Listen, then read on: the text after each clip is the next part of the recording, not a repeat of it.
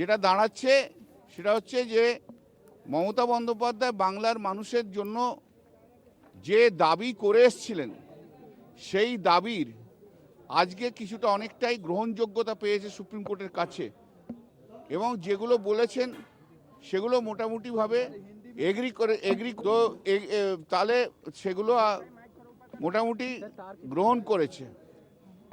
সোমবার দিন আবার মামলা হবে, তারপর দেখা যাক কি অর্ডার দেওয়া হবে। তবে কোর্ট তার মাইন্ড এক্সপ্রেস করেছে যে আরও টাইম বাড়ানোর দরকার আছে।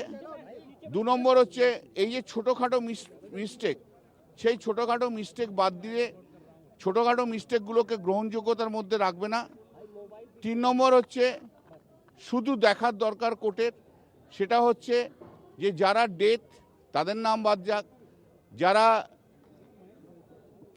বেঙ্গল থেকে চলে গেছে অন্য কোথাও চলে গেছে তাদের নাম বাদ যাক, কিন্তু যারা ভোটার রয়েছে সেই ভোটারদের কোনো রকম মিসম্যাচের কারণে সেই ভোটাররা যেন বাদ না যায়, এটা একটা মৌখিক অবজারভেশন করেছে এবং আপনারা নিশ্চয়ই দেখেছেন।